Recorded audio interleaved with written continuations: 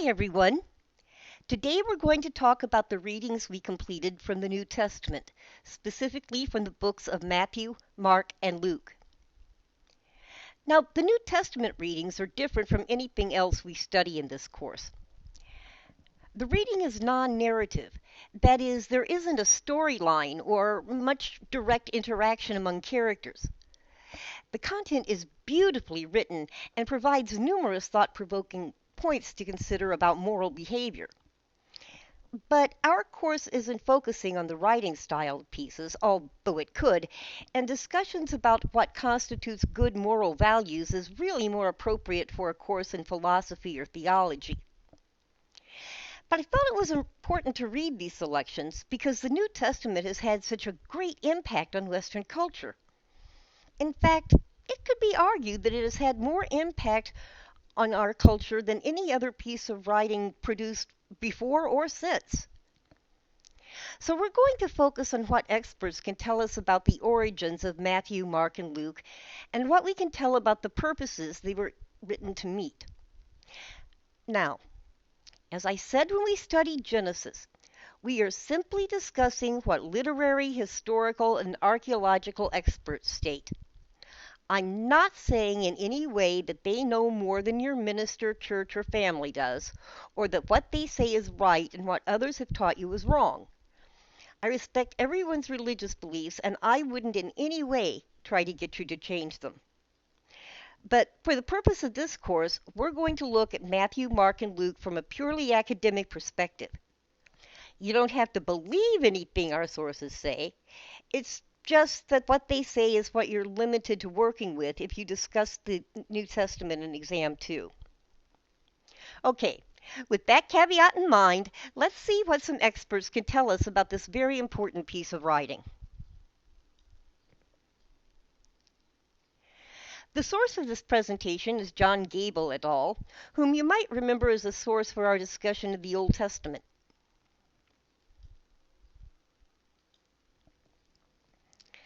According to literary critics John Gable et al., before the invention of the printing press, Bibles were handwritten, and 5,350 manuscripts of the New Testament have been discovered.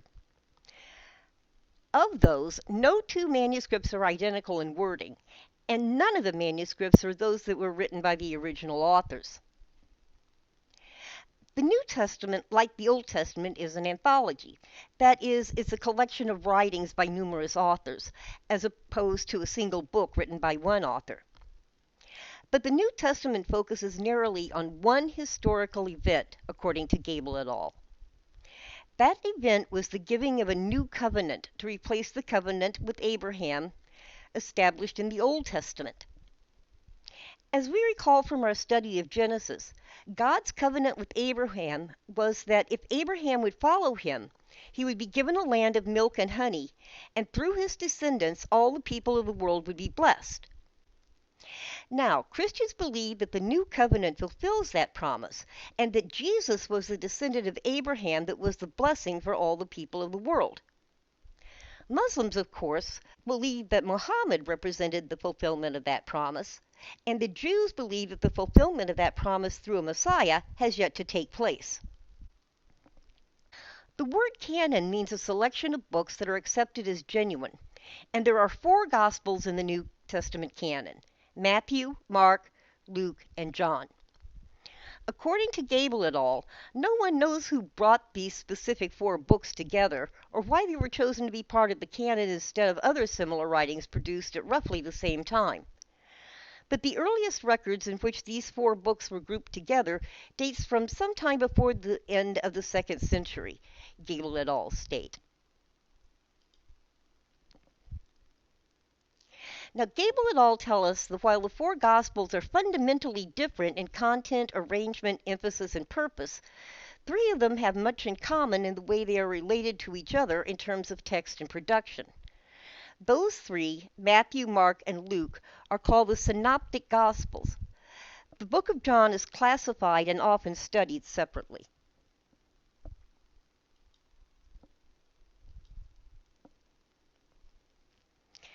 Let's talk a little bit about the authors and purposes of the Gospels. Now, according to Gable et al., it's clear that Matthew, Mark, and Luke were each written by a different author. Unlike Genesis, these books aren't unedited compilations of 3 or 4 writings. They were each written by a single person. But no one knows who the authors of Matthew, Mark, and Luke were. The early church attempted to link them directly or indirectly with the disciples that they're named after. But the dates of their first appearance puts them outside what would have been the lifespan of those 3 disciples of Jesus, and Gable et al. State that there is no evidence that there is any link at all between the Gospels and the disciples whose names they bear.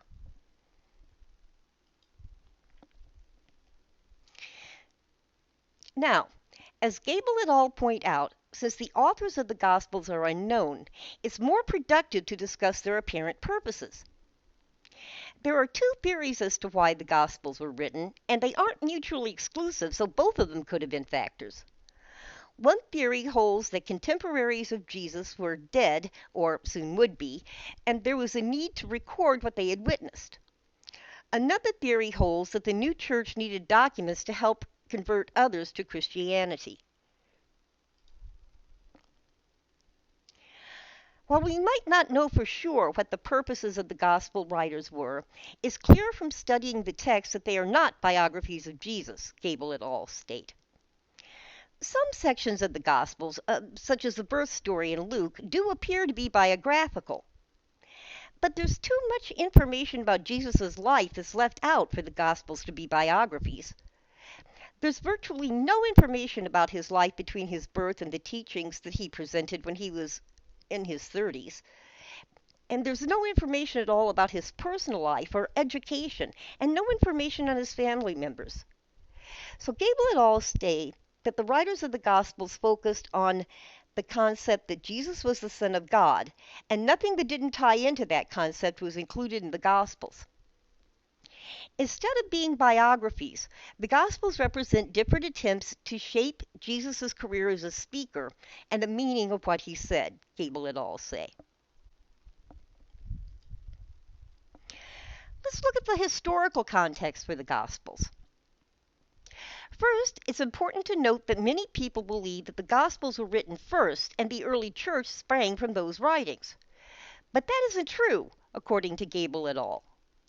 They state that the church had branches across the Mediterranean world before the earliest gospel was written. Now, before the Gospels, Jesus' teachings would have been passed around through oral tradition. And the writers probably would have used those oral teachings as a basis for their writings, Gable et al. Say. They also say that their writings most likely reflect a consensus of what was believed by each writer's local church.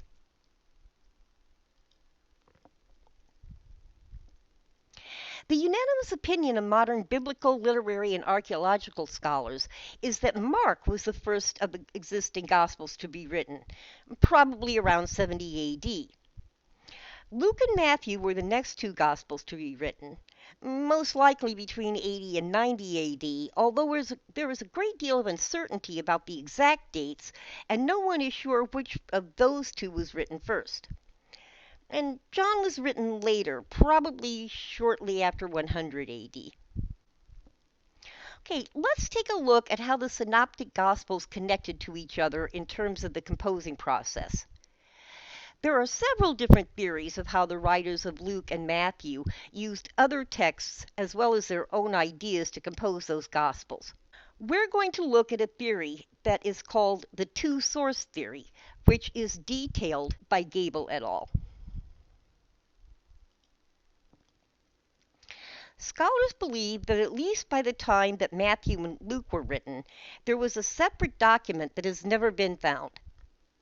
They base this belief on the fact that there are portions of Matthew and Luke that relate the same material and stories, but that material and those stories aren't in Mark. So whenever scholars believe that there's a missing manuscript or document, it's called the Q document. The first of the existing Gospels to be written, as we've talked about, was Mark, which was written, as we've said, about 70 A.D. Now, scholars believe that the writer of Mark included information that he gathered from his own experiences with Christianity, and he didn't rely on the Q source at all. In fact, we have no idea whether the Q source was written before or after the book of Mark. We just know that the writers of Matthew and Luke include so much of the same material that's not in the book of Mark that there must have been a Q document. Of course, the writer of Matthew had his own material and approach that weren't presented in either Mark or Luke, and that material is represented on our chart by the red circle. And so he used his own information to produce the book of Matthew. And then he added information from the book of Mark, and he added information from the Q document.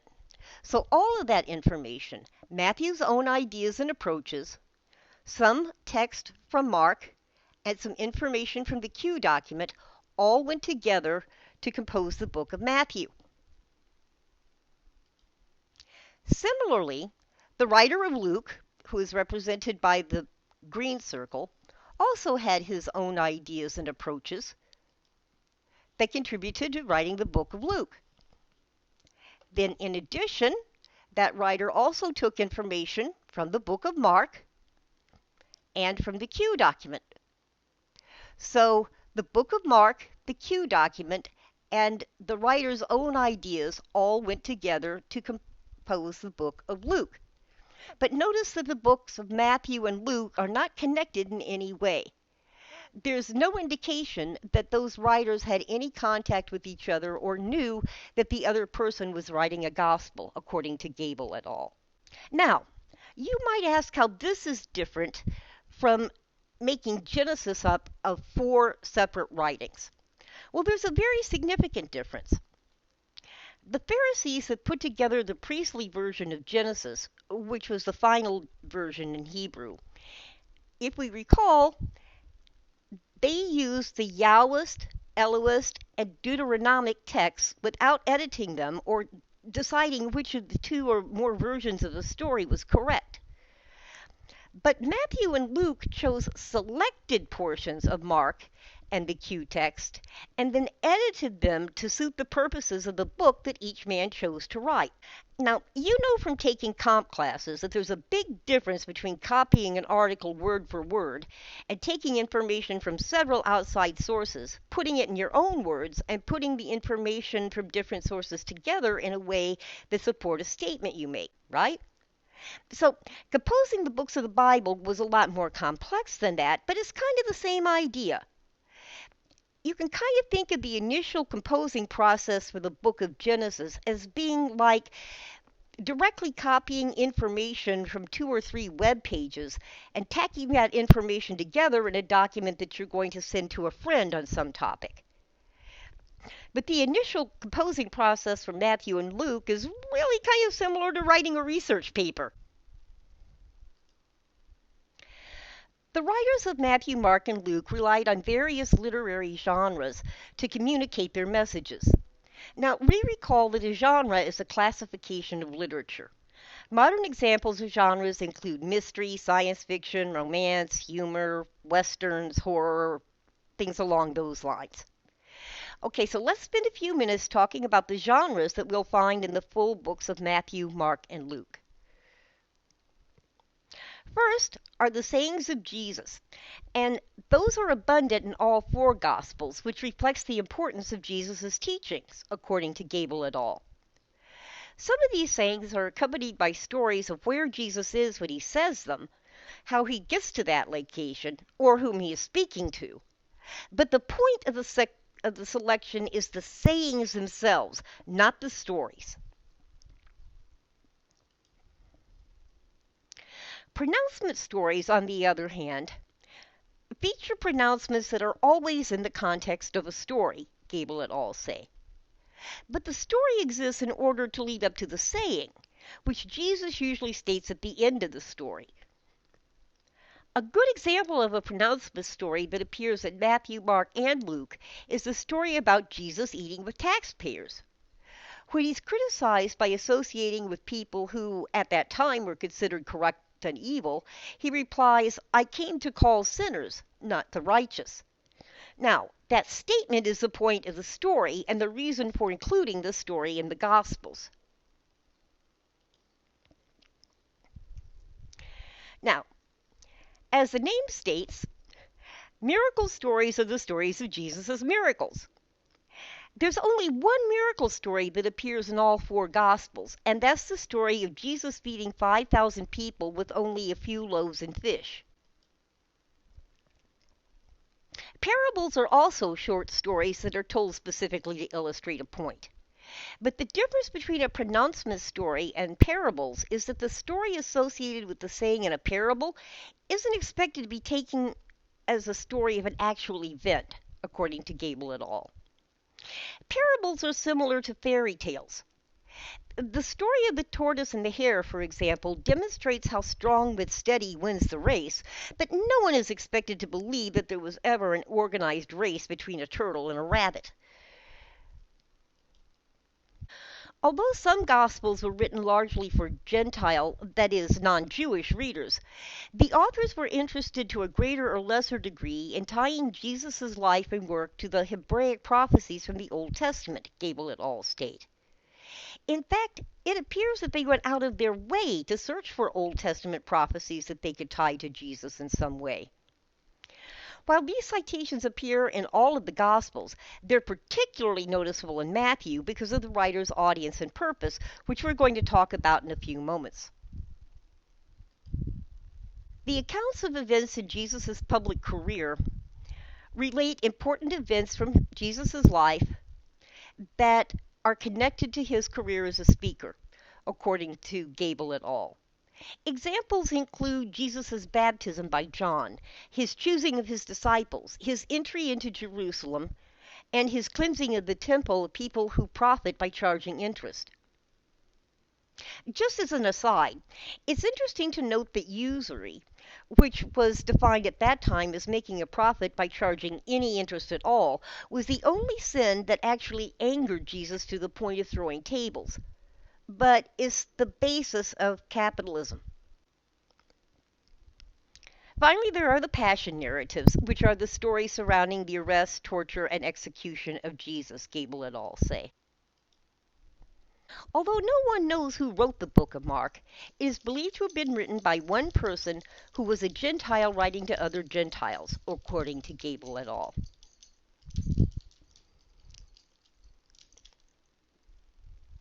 Mark is believed to have been written about 70 A.D., a time that was marked by visible turmoil on earth, particularly the Jewish War of Rebellion against the Romans, which occurred from 66 to 73 A.D., Gable et al. State.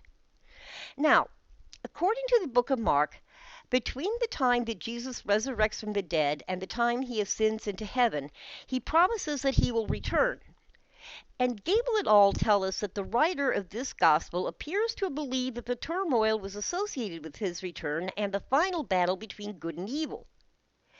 This belief is reflected in the apocalyptic discourse of the 13th chapter of Mark, as well as in the book's persistent ethical dualism, which is a philosophical approach that views the world as being split between good and evil and as an arena for the struggle between those forces.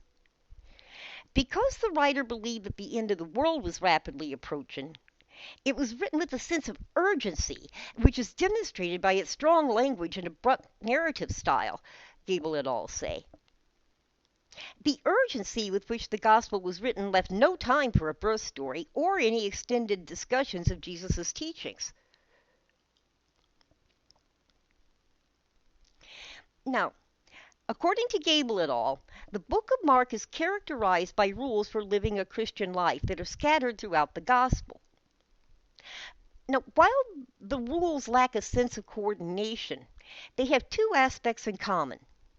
First, the rules are strict and absolute. Second, simply following those rules is not seen as a ticket to heaven. The gospel maintains that obeying rules and being good can take a person only so far, and that salvation is achieved by repenting sin and believing the gospel message, according to Gable et al.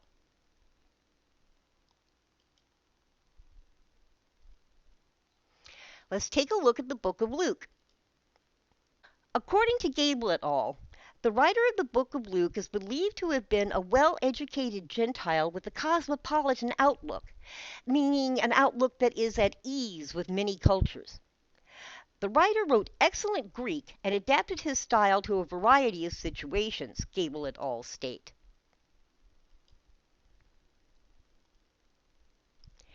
Now, while the book of Luke contrasts with the book of Mark in both style and content, the writer is believed to have adopted the writer of Mark's outline for Jesus' career and included about half of it, Gable et al. Tell us. He also added material from the Lost Q document that appears in Matthew but not in Mark, and, as we talked about, added material of his own. The material from the Q document and the writer's own material led to a gospel that modifies the sternness of the book of Mark. The gospel also differs from the book of Mark because the writer of the book of Luke was much more literary in his approach. The style is much more urbane, meaning that it's more refined in manner. According to Gable et al., the most striking characteristic of the writer's view is his philosophy of universalism. The content of the gospel indicates that the salvation from sin that was provided by Jesus' death and resurrection was intended from the very beginning to be for all mankind, not only the Jews. Okay, let's take a look at the book of Matthew. The writer of the book of Matthew is believed by many scholars to have been a Jew writing to other Jews. Like the book of Luke, the Gospel revises and expands on the book of Mark by including material from the Lost Q document as well as the writer's own material, according to Gable et al. The book of Matthew presents Jesus as a Jewish prophet and teacher with authority derived from being the Son of God and a direct descendant of the Jewish King David, according to Gable et al. In fact, the first chapter of the book of Matthew traces Jesus' bloodline back to King David. Both Matthew and his audience believed in the authority of the Jewish scripture, Gable et al. Say. The Gospel cites more Jewish prophecy than the other three Gospels do, with more than 60 quotes from the Old Testament included or referred to. But despite the book's strong connections to Jewish scripture, the writer appears to be very bitter and unforgiving towards the Jewish people, Gable et al. State. The content of the book indicates the writer believes that the Jews missed their destined historic opportunity by rejecting Jesus and not accepting him as the Messiah promised in the Jewish scripture. Well, I think that gives us some information about Matthew, Mark, and Luke that we might not have had before. Now, I want to say again that just because this is what historical, archaeological, and literary experts say, it doesn't mean that what any religious organization or personal beliefs indicate is wrong and what these people say is correct. I am not in any way asking you to change or alter what you believe. I would never do that. I respect your own personal beliefs.